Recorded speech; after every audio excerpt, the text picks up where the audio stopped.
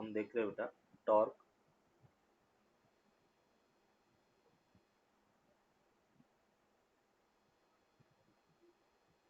Torque on N particle system. N particle system एक N particle system है या एक रिजिड बॉडी है, या हम कह सकते हैं रिजिड बॉडी। उस पर अगर अपने को टॉर्क फाइंड करना तो किस टाइप से फाइंड करेंगे वो अपन डिस्कस करेंगे। ये जैसे अपने पास एक रिजिड बॉडी है। रिजिड बॉडी किसी गिवन एक्सिस के अबाउट रोटेट कर रही है।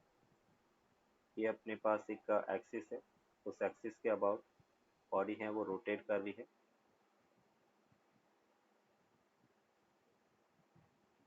इस टाइप से अपन कह रहे कि बॉडी रोटेट कर रही है। रिजिड बॉडी एन पार्टिकल से मिलकर बनी है।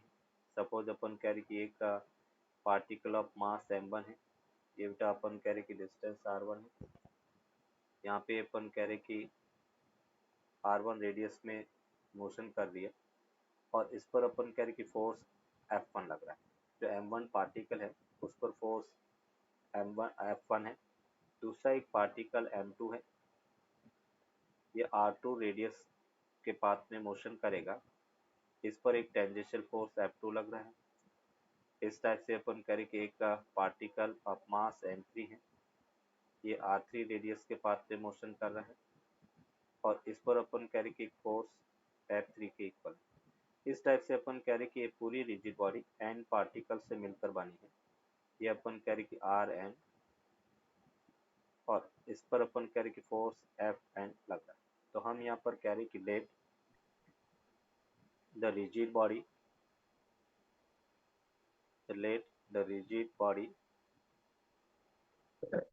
is made of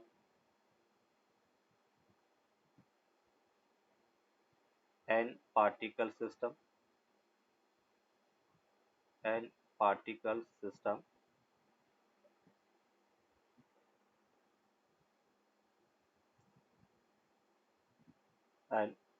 the forces acting on the each particle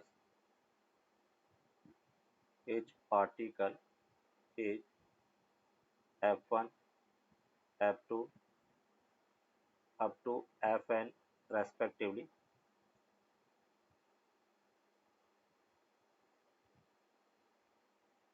Then the, the net torque acting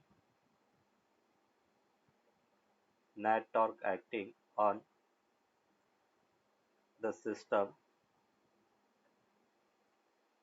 is। तो हम यहाँ पर कहेंगे कि n पार्टिकल्स है, हर पार्टिकल पर एक फोर्स लग रहा है।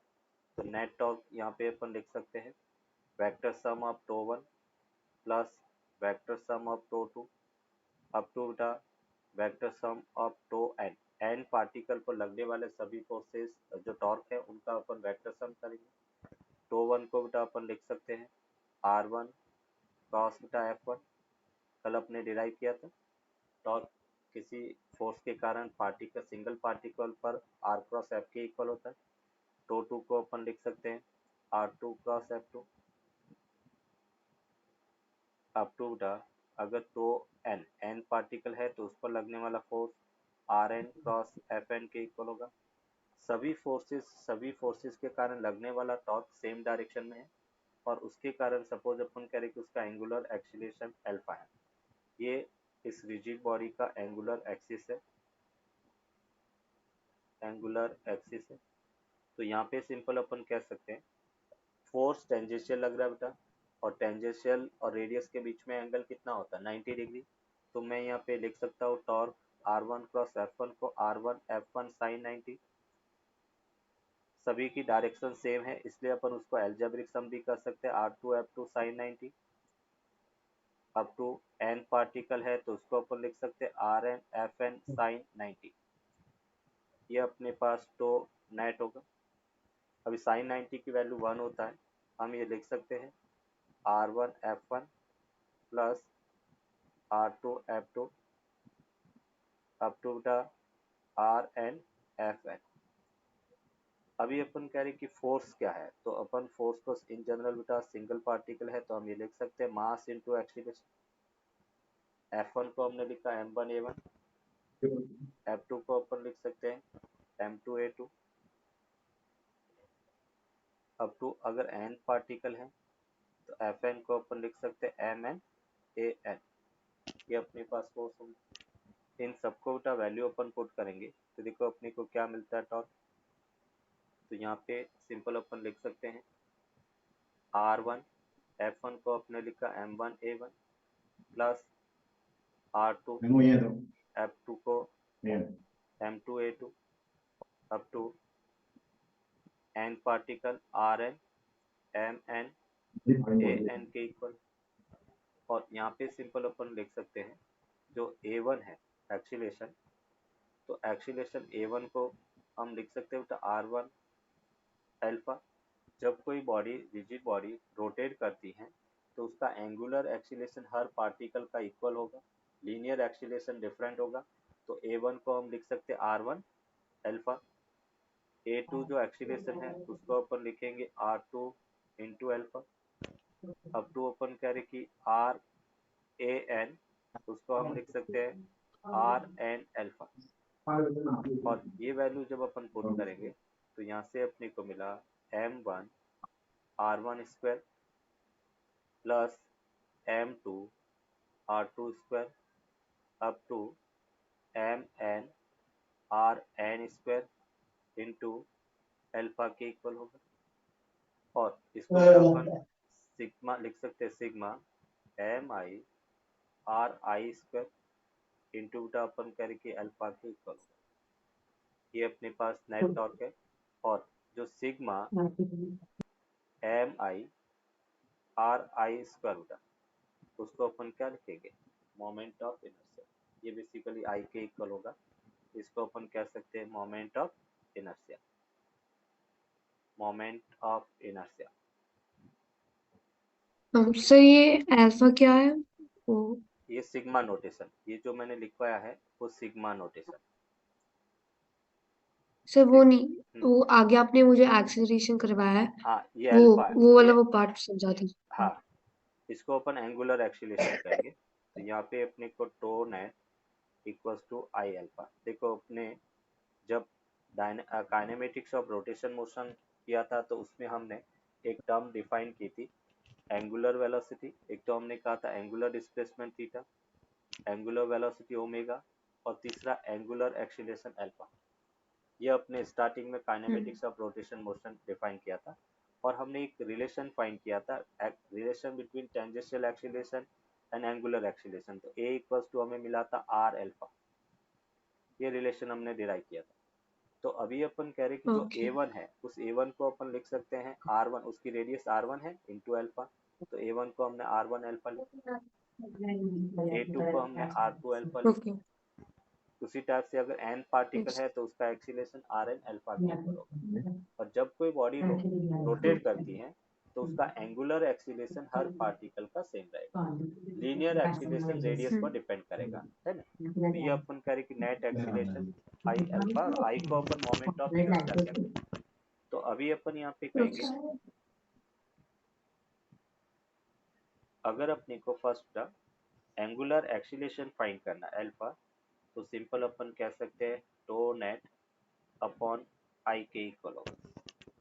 नेट टॉर्क अगर फाइंड कर दिया उसको मोमेंट ऑफ इनर्शिया से डिवाइड करेंगे तो अपने को टोटल सिस्टम का एंगुलर एक्सीलरेशन मिलेगा। क्लियर। तो पहले अपने कल देखा था यस सर। सिंगल मास पार्टिकल पर मोमेंट ऑफ टॉर्क अपने फाइंड किया था, उसका एप्लीकेशन। आज हमने देखा कि अगर कोई रिजिड बॉडी है और उस पर अगर अपन कह रहे कि टॉर्क फाइंड करना है तो हम यहाँ पे फॉर्मूला यूज कर सकते हैं tau equals to I into alpha, जहाँ पे आई मोमेंट ऑफ इनर्शिया है और एल्फा एंगुलर एक्सीलेशन है। एल्फा यहाँ पर एंगुलर एक्सीलेशन के इक्वल। क्लियर बेटा। तो ये अपने पास टॉर्क यस। और रिजिड बॉडी, ये डेरिवेशन भी बेटा अपने को पूछा जाता है एनसीईआरटी में डेरिवेशन पूछा जाता है एग्जाम में, prove that tau equals to I alpha है, या prove that the torque acting on a rigid body is given by I alpha. ये क्वेश्चन अपने को पूछा जाता है। अभी अपन यहाँ पर देखेंगे next, torque due to couple. अगर अपन कह रहे सर वो आप पहली स्लाइड में जा सकते हैं, first slide.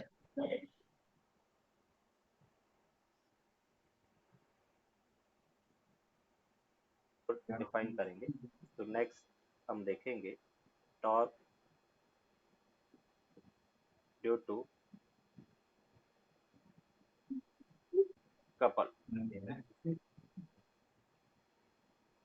Torque due to couple, तो सिंपल अपन कह रहे कि कपल फोर्स है क्या, उसको अपन पहले डिफाइन करेंगे। तो हम कहेंगे two equal and opposite forces having different line of action, उसको अपन कपल फोर्स कहेंगे। तो कपल को सिंपल अपन कह सकते हैं two equal and opposite forces, two equal and opposite forces having different line of action, different line of action from a couple, two equal and opposite forces having different line of action from a couple। इसका sense क्या हुआ, जैसे अपन कह रहे कि एक rod है, suppose उठाइए, ये हमने कहा कि एक रॉड है और इस रॉड पे अपन कह रहे कि दो फोर्सेस लग रहे हैं।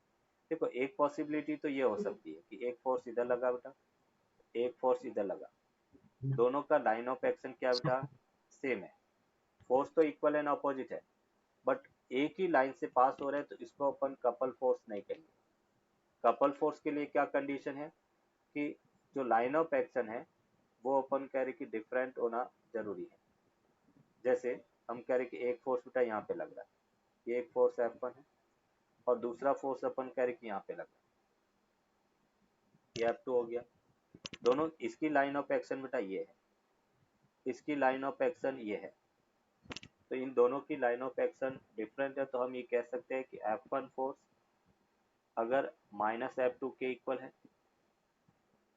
और F1 equals to -F2, that means हम ये कह सकते हैं कि F1 force plus F2 vector, और वो अपन कह रहे किसके इक्वल होगा, जीरो। मतलब अपन कह रहे कि F1 vector plus F2 vector zero के इक्वल है। दैट मीन्स हम ये कह सकते हैं कि जब कपल फोर्स लगता है तो रिजिड बॉडी ट्रांसलेटरी मोशन नहीं करेगी, नेट फोर्स जीरो है, और नेट फोर्स जीरो है, दैट मीन्स हम ये कह सकते हैं कि वो ट्रांसलेटरी मोशन नहीं करेगा, एफ नेट जीरो है। और किसी सिस्टम पर नेट फोर्स जीरो है, इसका मतलब वो ट्रांसलेशन इक्विलिब्रियम में रहेगा। बट अपन कह रहे कि दोनों की लाइन ऑफ एक्शन सेम नहीं है, इसका मतलब वो रोटेट करेगा। तो अभी अपन यहाँ पे कहेंगे कि जब भी किसी बॉडी पर कपल फोर्स लग रहा है, when a couple force, a couple force acting, when a couple force acting on a rigid body, on a rigid body, then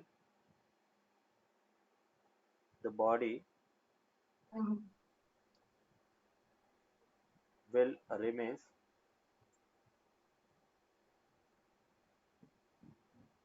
in translatory equilibrium, translatory equilibrium, but it will do the rotation motion, rotation motion। वो body अपन कह रहे हैं torque के कारण rotation motion perform करेगी। अभी अपन यहाँ पे देखेंगे कि torque due to couple find कैसे करेंगे, मैथमेटिकली उसकी वैल्यू क्या होगी वो अपन यहाँ पर देखेंगे। ये जैसे अपन कह रहे कि एक रिजिड बॉडी है, सर एक नो स्क्रीनशॉट है। यस,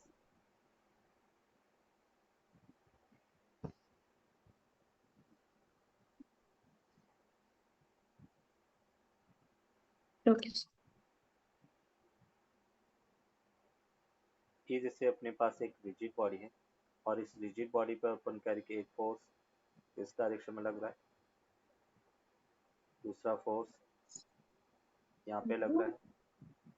इस रिजिड बॉडी को हमने यहाँ से हिंज किया हुआ है। ये अपन कह कि एक्सिस है जिसके अबाउट वो रोटेट कर सकती है। ये फोर्स F1 है, ये फोर्स F2 है और दोनों फोर्सेस के बीच की डिस्टेंस T है। ये अपन कह रहे कि इस दोनों के बीच का डिस्टेंस T है और अपने को इसके कारण टॉर्क फाइंड करना। तो देखो बेटा दो फोर्सेस है, मैं कह रहा हूँ ये जो एक्सिस है इससे फर्स्ट फोर्स है वो x डिस्टेंस पर है, ये डिस्टेंस x है, तो सेकेंड जो फोर्स है उसकी डिस्टेंस क्या होगा बेटा d माइनस एक्स होगा। अभी इसको अपन जो हिंज पॉइंट है उसको अगर मैं एक्स एक्सिस लेता हूँ बेटा तो ये जैसे अपन कह रहे कि पॉजिटिव एक्स एक्सिस होगा, ये अपने पास as a negative X axis होगा। इसको मैंने हिंज फोर्स को ऐसे ओरिजिन ले लिया, तो ये पॉजिटिव है, ये बेटा अपन कह रहे कि नेगेटिव एक्सिस है। एक फोर्स यहाँ पे लग रहा है और दूसरा फोर्स यहाँ पे लग रहा है। मुझे यहाँ पर नेट टॉर्क फाइंड करना, तो मैं ये कह सकता हूँ कि टॉर्क ड्यू टू कपल, तो उसमें अपन कहेंगे कि torque due to force 1 plus torque due to force 2 के इक्वल होगा। दोनों का वेक्टर सम अपन करेंगे और टॉर्क ड्यू टू बेटा 1 अगर अपन देखें तो हम लिख सकते हैं R1 क्रॉस F1 के इक्वल होगा। ये टॉर्क ड्यू टू 1 और टॉर्क ड्यू टू अगर 2 देखें तो that will be equals to R2 cross F2 के इक्वल होगा। अगर मैं R1 बेटा इस पॉइंट का वेक्टर अगर देखता हूँ तो R1 को मैं लिख सकता हूँ माइनस एक्स इंटू आई कैप, ये अपने पास R1 होगा। F1 को अपन लिखेंगे, सपोज अपन कह रहे कि F1 और F2 दोनों कपल फोर्स है तो अपन कह रहे कि मैग्नीट्यूड दोनों का सेम होगा। तो मैं यहाँ पे कह सकता हूँ कि F1 वो अपने पास होगा F1 माइनस जे कैप के इक्वल एंड R2 उसकी अगर अपन बात करें तो वो अपने पास होगा d माइनस एक्स आई कैप और F2 की अगर अपन बात करें तो F2 अपने पास होगा F2 जे कैप के इक्वल होगा।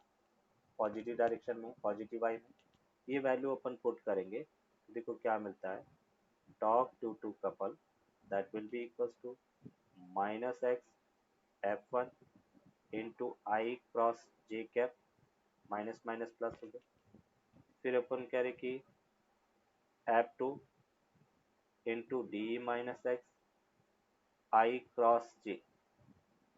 बोलो बेटा आई क्रॉस जे की वैल्यू क्या होता है, हमने देखा था क्रॉस प्रोडक्ट में आई क्रॉस जे वेक्टर क्या होता है, के कैप के इक्वल, के कैप है ना। आई क्रॉस जे बेटा के कैप, देखो कैसे हमने क्रॉस प्रोडक्ट में पढ़ा था, ये बेटा अपन कह रहे आई जे और ये अपने पास के हमने कहा था कि हम एंटी क्लॉकवाइज डायरेक्शन में अगर चले तो इस टाइप से बेटा आई क्रॉस जे क्रॉस के आई, के क्रॉस आई जे के इक्वल होगा। तो यहाँ पे सिंपल अपन लिख सकते हैं बेटा एक्स F1 इंटू अपन कह रहे कि के कैप होगा बेटा और उसको बेटा आपने लिखा F2 D minus x into के कैप। क्लियर बेटा यहाँ तक, आई क्रॉस जे को अपन क्रॉस यस सर। प्रोडक्ट से के कैप लिख दिया। अभी देखो इसमें अपन कह रहे हैं F1 और F2 का मैग्नीट्यूड सेम है, तो मैं F2 को भी F1 से रिप्लेस कर लूँ और उसको कॉमन ले लेता हूँ। तो ये बेटा F1 को मैंने कॉमन ले लिया, ये अपने पास x plus D minus x into बेटा के कैप, एक्स से एक्स कैंसिल आउट हो गया तो हमें F1 इंटू बेटा डी और ये अपने पास के कैप मिला। ये अपन कह रहे कि टॉर्क ड्यू टू कपल है। अब इसका जनरलाइज फॉर्मूला बेटा अपन क्या देखेंगे कि जब भी torque due to couple find करना है तो हम कहेंगे कि one of the force magnitude of one of the force into the arm of couple, arm of couple किसे कहेंगे? दोनों फोर्सेस के बीच की परपेंडिकुलर डिस्टेंस, उसको अपन आर्म ऑफ कपल कहेंगे।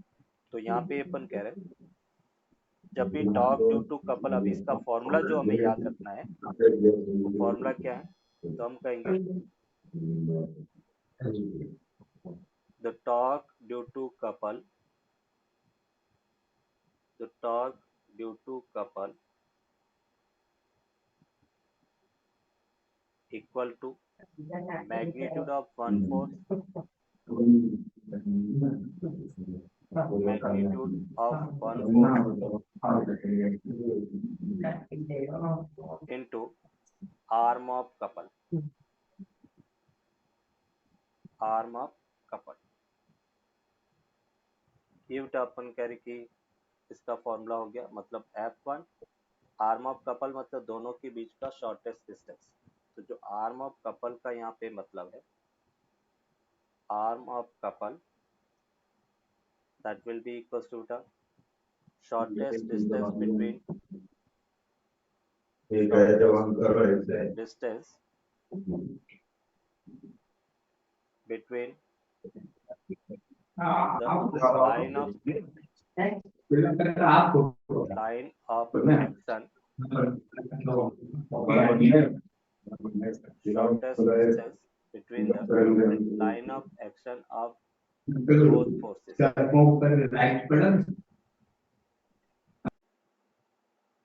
तो यहाँ पे अपन कहेंगे shortest distance between the line of action of both forces, दोनों फोर्सेस के बीच का जो बेटा अपन करें कि लाइन ऑफ एक्शन है, लाइन ऑफ एक्शन के बीच का जो शॉर्टेस्ट डिस्टेंस है उसको अपन यहाँ पर आर्म ऑफ कपल कहेंगे।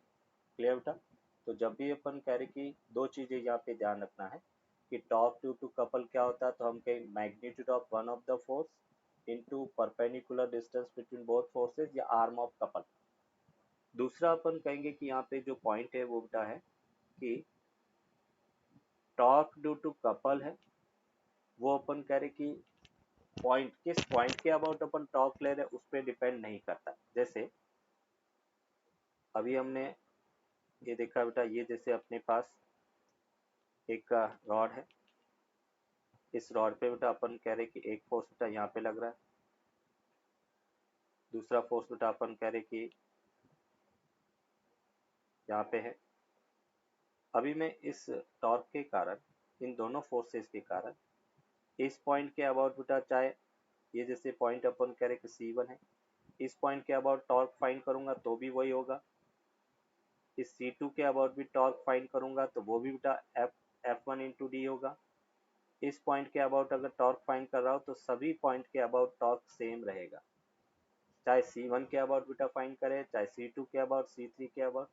इसका मतलब हम ये कह सकते हैं कि torque due to couple does not depends on hinge point, क्योंकि इस पॉइंट के अबाउट अपन टॉर्क फाइंड कर रहे हैं उस पर डिपेंड नहीं करता है। तो यहाँ पे सिंपल अपन ये कह सकते हैं the torque due to couple, the torque due to the couple force या couple does not depends, does not depend on the position of the angular axis। किस एक्सिस के अबाउट अपन कह रहे कि हम उसको रोटेट कर रहे हैं उसकी पोजीशन पे डिपेंड नहीं करेगा। क्लियर बेटा? अभी जैसे अपन कह रहे कि नेक्स्ट इसमें कुछ बेटा न्यूमेरिकल अपन यहाँ पे डिस्कस करेंगे।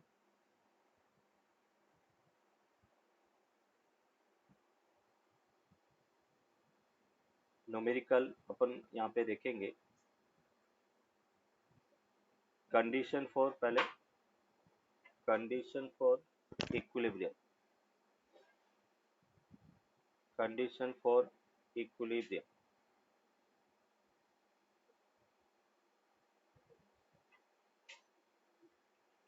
कंडीशन फॉर इक्विलिब्रियम, ये अपन देखते हैं। इक्विलिब्रियम कंडीशन का क्या है, जैसे हमने लॉज ऑफ मोशन में बेटा देखा था, और लॉज ऑफ मोशन में अपने कहा था वहाँ पे केवल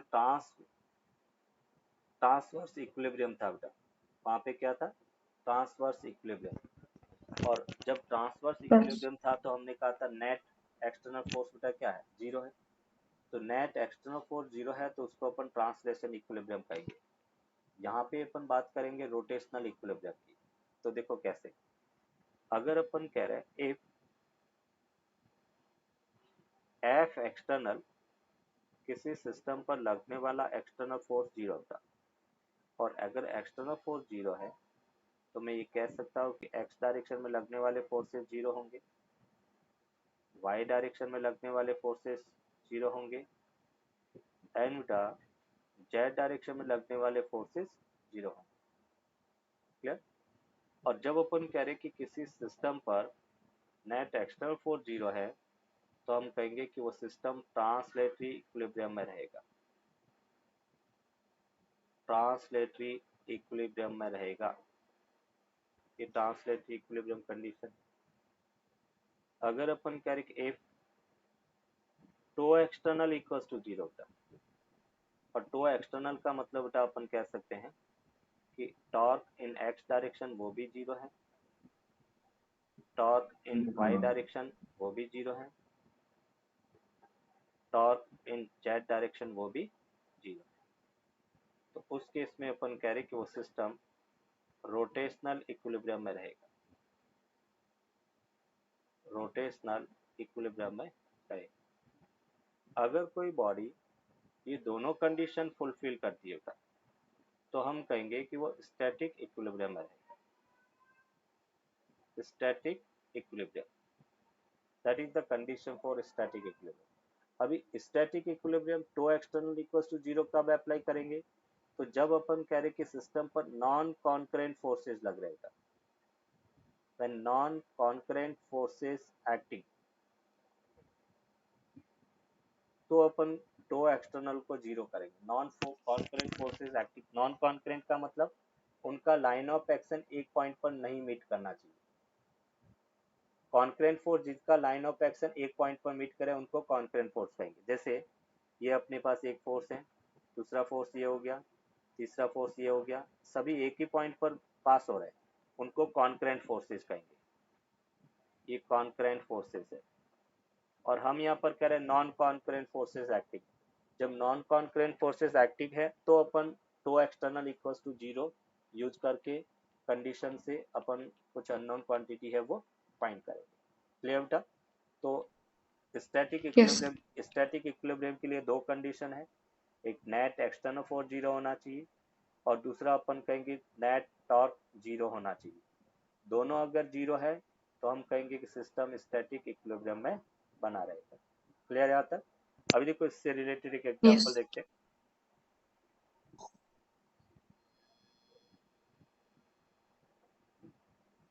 ये जैसे अपन कह रहे कि एक रॉड है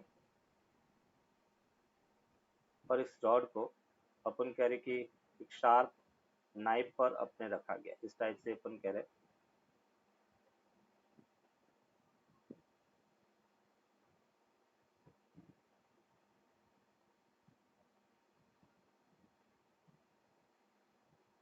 ये अपन कह रहे कि शार्प नाइफ है, उस पे अपन ने इसको रखा है, इसका वेट फोर्स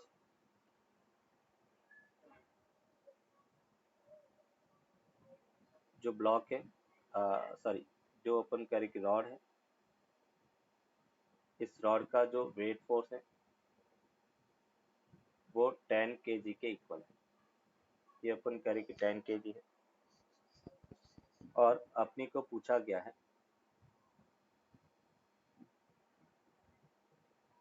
फाइन,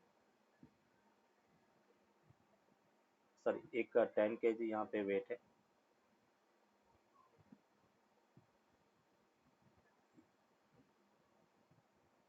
ये इसका मास जो रॉड का दे रखा है वो 10 kg है। और दूसरा अपन कह रहे हैं एक ब्लॉक है वो अपन ने इससे हैंग किया और उसका मास 5 kg के इक्वल। लेंथ जो दे रखा है, ये जो टोटल लेंथ है वो 1 मीटर के इक्वल है, ये 1 मीटर के इक्वल है। ये इसका सेंटर ऑफ मास होगा बेटा। ये जो लेंथ है वो अपन कह रहे कि 0.25 मीटर के इक्वल है। और अपने को पूछा गया है कि find the normal force, find the normal force acting, find the normal force acting due to both knives। दोनों जो अपन कह रहे कि नाइफ है उसके कारण कितना नॉर्मल फोर्स लगेगा वो फाइंड करना। ये डिस्टेंस भी बेटा अपन कह रहे कि 0.5 मीटर है, ये डिस्टेंस भी अपन कह रहे कि 0.5 मीटर के इक्वल है। इस टाइप से अपन कह रहे कि सिमेट्रिसिटी। इसी टाइप का एक क्वेश्चन एनसीईआरटी में भी गिवन है, सिमिलर टाइप का क्वेश्चन। तो अभी अपन कह रहे कि N1 और N2 बेटा जो अपने को फाइंड करना, देखो अपन क्या कहेंगे।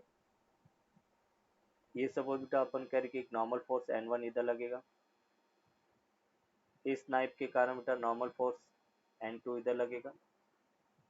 तो यहाँ पे अपन ये कह सकते हैं ये फोर्स बेटा सपोज N1 है, ये अपने पास N2 है, इसका वेट फोर्स 10 kg मास है। तो वेट फोर्स को बेटा अपन 100 न्यूटन कह सकते हैं, ये 50 न्यूटन हो गया। क्लियर बेटा यहाँ तक? अभी देखो अपन इसकी यस सर। ये फ्री बॉडी डायग्राम ड्रॉ किया। हम कह रहे कि ये सिस्टम रेस्ट में है, और सिस्टम रेस्ट में रहने का क्या कारण है, तो नेट फोर्स 0 होना चाहिए। तो मैं ये कह सकता हूँ कि इसमें वाई डायरेक्शन में फोर्स लग रहा है, तो इक्विलिब्रियम के लिए अपन कहेंगे नेट फोर्स 0 है। अभी देखो बेटा ऊपर की तरफ कौन कौन से फोर्सेज लग रहे हैं, एक तो N1 लग रहा है, दूसरा फोर्स बेटा N2 लग रहा है। डाउनवर्ड फोर्स कौन सा लग रहा है बेटा, एक तो 100 न्यूटन लग रहा है वेट फोर्स, दूसरा ब्लॉक के कारण 50 न्यूटन। तो मैं यहाँ पे ये कह सकता हूँ N1 plus N2 equals to 150 के इक्वल होगा, 150 न्यूटन। दैट इज इक्वेशन 1 हो गया। क्लियर यहाँ तक? अभी यस अपन सर। अभी देखो अपने पास अननोन कितने हैं, अपने पास 2 अननोन है और इक्वेशन एक इक्वेशन मिली, तो एक इक्वेशन और होगी तब अपन इसको सॉल्व कर सकते हैं। तो वो इक्वेशन बेटा कैसे फाइंड करेंगे, तो वो इक्वेशन अपन टॉर्क की इक्वेशन से फाइंड करेंगे। नेट टॉर्क इक्वल्स टू 0 करेंगे। टॉर्क किसके अबाउट फाइंड करेंगे, तो किसी भी पॉइंट के अबाउट अपन टॉर्क ले सकते हैं। तो हम कोशिश ये करेंगे कि किसी अननोन के अबाउट टॉर्क लेंगे ताकि उसका टॉर्क उस पॉइंट के अबाउट 0 हो जाए। तो मैं यहाँ पे क्या करता हूँ कि नेक्स्ट सेकेंड इक्वेशन के लिए अपन कहेंगे sigma tau net equals to 0, net torque equals to 0 बेटा। और नेट टॉर्क 0 करने के लिए अपन क्या करते हैं, मैं N1 के अबाउट बेटा टॉर्क को 0 करता हूँ, इस पॉइंट के अबाउट टॉर्क को 0 करता हूँ। ये जो पॉइंट है इसके अबाउट अपन टॉर्क को 0 करेंगे। तो N1 के कारण तो बेटा टॉर्क 0 हो गया। अभी देखो टॉर्क कैसे फाइंड करना, ये जैसे बेटा अपन कह रहे कि रॉड है, जिस पॉइंट के अबाउट टॉर्क लगाना है उसको फिक्स कर दिया, और जो फोर्स लग रहा है उस फोर्स की परपेंडिकुलर डिस्टेंस ड्रॉ करना है। तो यहाँ पे जैसे अपन फर्स्ट देख रहे बेटा 5 kg ये वाला ब्लॉक, ये टॉर्क कहाँ पे लगाएगा बेटा, नीचे की तरफ इसको रोटेट करने की टेंडेंसी रखेगा, तो इसका टॉर्क नीचे हो गया बेटा। ये वाला अपन कह रहे कि कहाँ पे, ये भी डाउनवर्ड रोटेट करना चाहेगा बेटा, इसका टॉर्क डाउनवर्ड हो गया। ये वाला ऊपर रोटेट करना चाहेगा बेटा, तो देखो ये टॉर्क की डायरेक्शन हो गया। जिसका ओरिएंटेशन सेम डायरेक्शन में उसको पॉजिटिव, जिसका ऑपोजिट है उसको नेगेटिव लेंगे। तो पहले अपन देखेंगे 50 न्यूटन के कारण टॉर्क, तो बेटा ये डिस्टेंस कितना हो गया, ये अपने पास 0.25 है, तो ये भी 0.25 हो गया। तो अपन ये कह सकते हैं 50 इंटू 1/4, 0.25 को 1/4 मीटर लिख दिया। ये फोर्स टॉर्क हो गया बेटा। फोर्स इंटू परपेंडिकुलर डिस्टेंस, तो फोर्स तो कितना 50 न्यूटन, ये बेटा 50 न्यूटन है, और परपेंडिकुलर डिस्टेंस कितना है 0.25।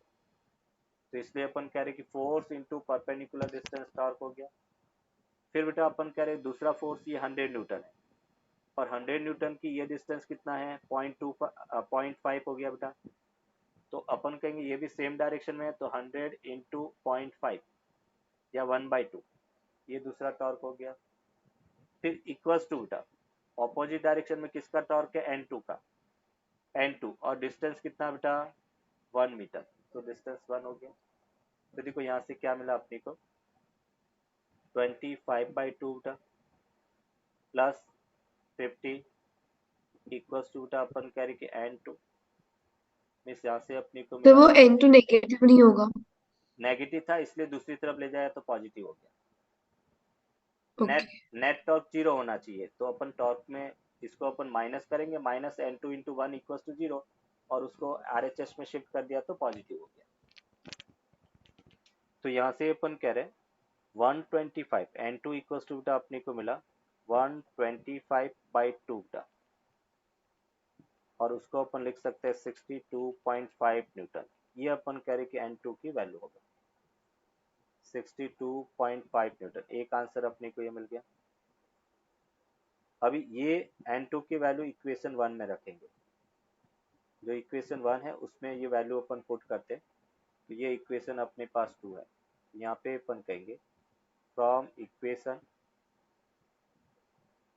1 एंड 2, और 1 एंड 2 से बेटा अपने को मिलेगा N1 प्लस 62.5 इक्वल्स टू 150। तो N1 इक्वल्स टू अपने को मिला 150 minus 62.5 and that will be equals to बेटा ये हो गया 0.5, ये अपने पास 8 हो गया, सॉरी 9 minus 2 बेटा 7 हो गया,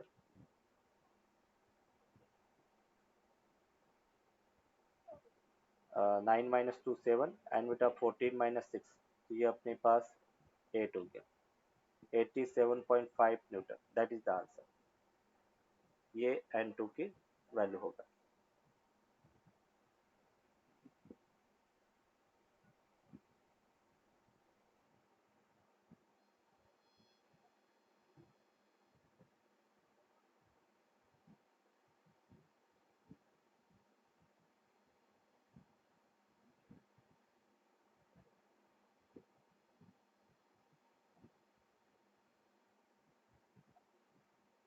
ये जैसे अपने पास एक रॉड है,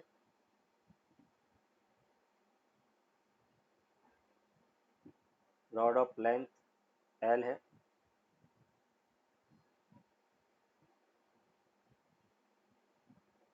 इसकी लेंथ L के इक्वल है।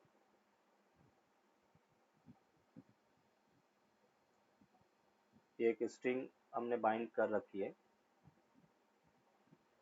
रॉड को यहाँ पे हिंज करके रखा है। ये एक स्ट्रिंग है, स्ट्रिंग में टेंशन T है,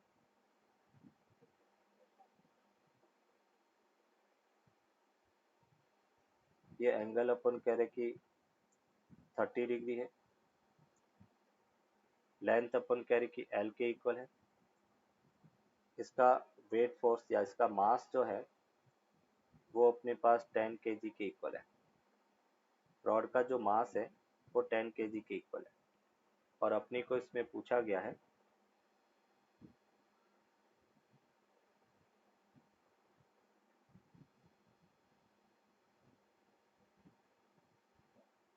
फाइंड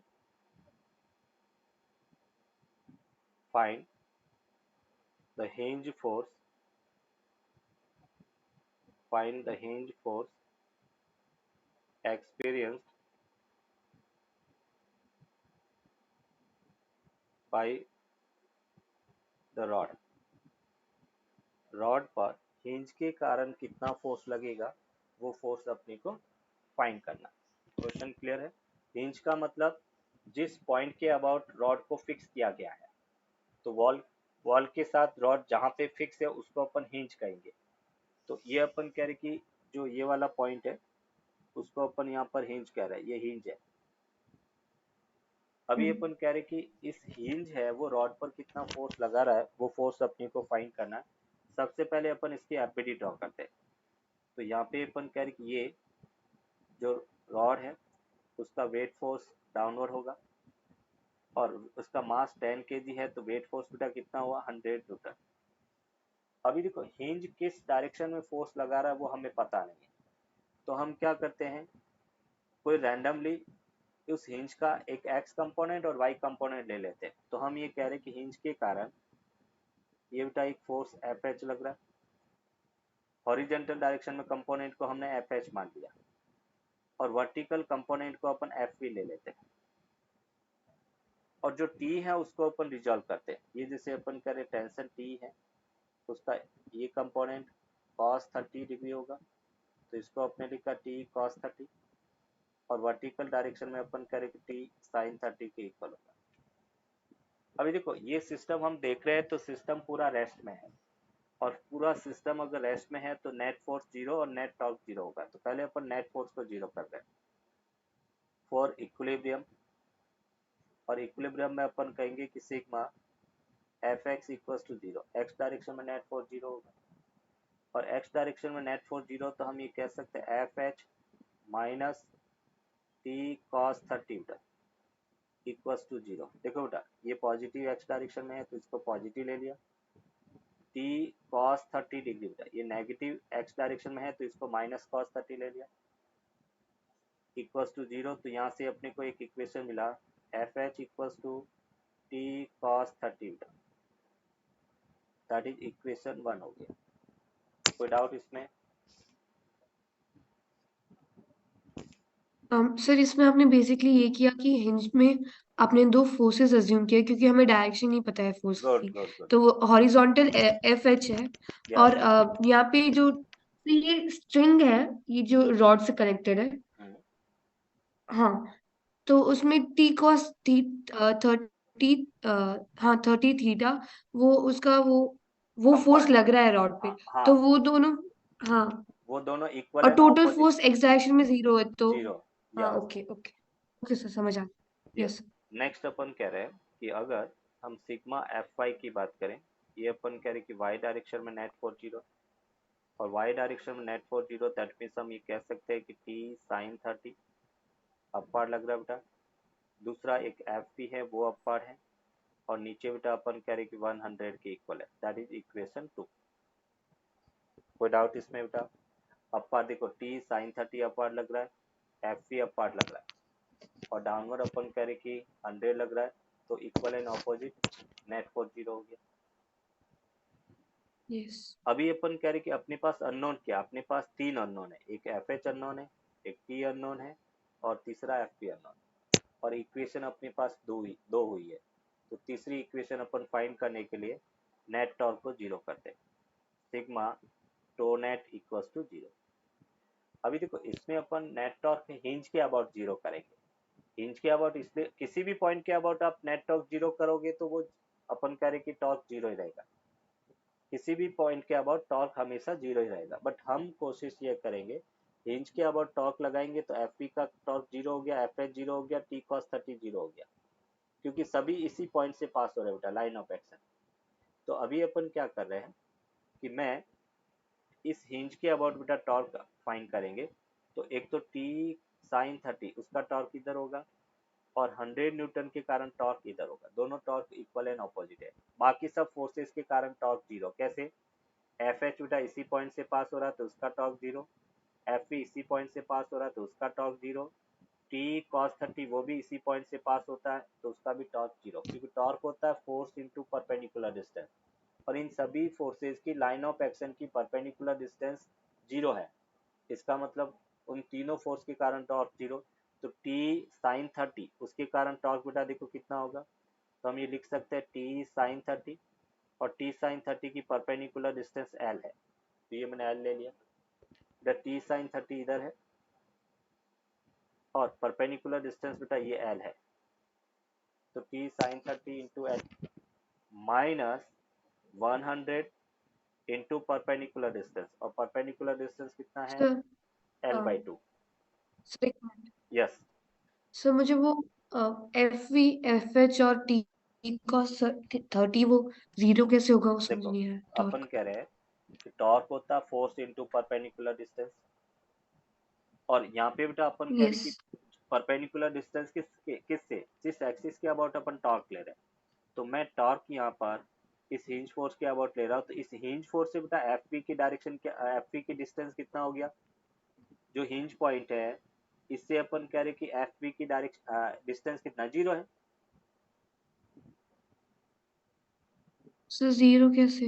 देखो ये जैसे बेटा पॉइंट है और एफ पी यहीं से तो पास हो रहा है बेटा, इसी के अंदर से ही तो पास हो रहा है। एक पॉइंट अपने पास ऐसे है बेटा, डिस्टेंस हम कैसे लेते हैं, जैसे ये फोर्स इधर जा रहा है तो ये परपेंडिकुलर डिस्टेंस लेते हैं, ये वाला डिस्टेंस था, ये डिस्टेंस होना चाहिए। अगर मैं इसको इसी पॉइंट से पास हूँ तो करता हूँ इस पॉइंट को, तो डी की वैल्यू क्या हो गया, 0 हो गया। नहीं, सब समझ नहीं आ रहा यस, मुझे। वापस देखो, देखो यहाँ पे अपन बात कर रहे हैं,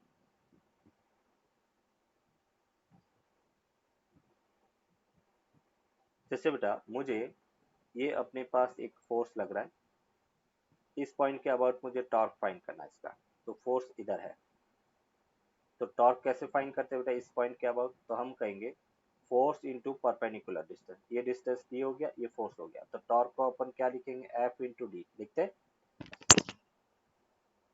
यस। फिर फोर्स इंटू परपेंडिकुलर। अभी मैं क्या करता हूँ, इस ऐप को शिफ्ट करके यहाँ पे ऐप को बेटा इसी पॉइंट से पास कर दिया, तो परपेंडिकुलर डी की वैल्यू बेटा 0 हो गया, तो अभी टॉर्क क्या होगा, एफ इंटू 0। ओके। तो यहाँ पर भी बेटा यस अपन कह सर। रहे कि एफ वी है वो इसी पॉइंट से पास हो रहा है, इसलिए एफ वी का टॉर्क 0। एफ एच है वो भी इसी पॉइंट से पास हो रहा, तो उसका परपेंडिकुलर डिस्टेंस 0।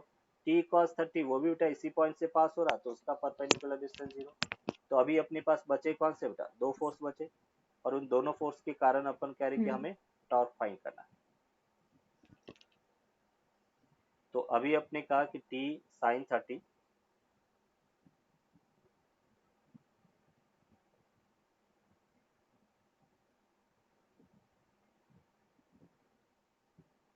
यस, ये जैसे बेटा अपन कह रहे कि टी साइन 30 इंटू एल, और उसको अगर अपन 0 करें तो ये बेटा अपने पास टी,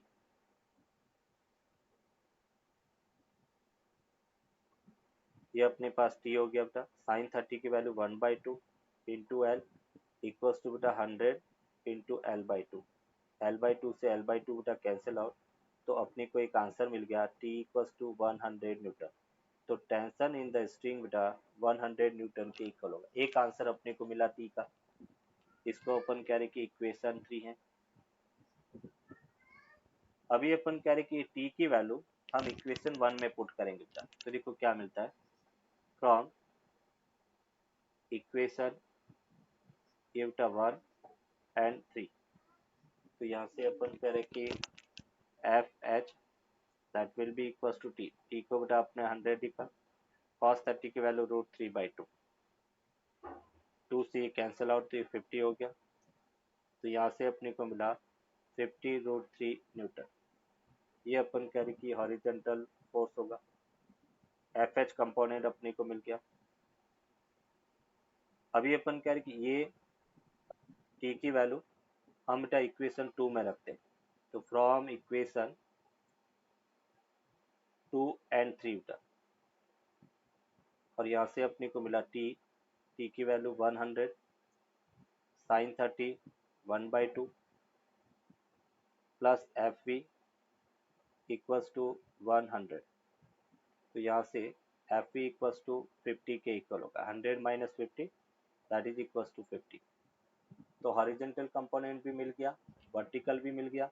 अभी अपने को टोटल हिंज फोर्स चाहिए था, तो हम एफ हिंज, उसको बेटा अपन लिख सकते हैं vector sum of F P plus F H, horizontal component और वर्टिकल कंपोनेंट दोनों का वेक्टर सम करना, और मैग्नीट्यूड अपन देखेंगे तो क्या होगा, अंडर रूट एफ वी का स्क्वायर प्लस एफ एच का स्क्वायर, एफ वी यहाँ पे 50 है और 50√3, तो ये अपने को 100 न्यूटन के इक्वल मिलेगा, मतलब हिंज फोर्स है वो अपने पास 100 न्यूटन के इक्वल है।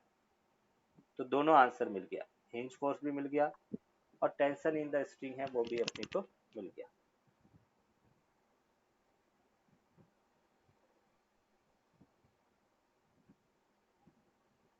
क्लियर बेटा?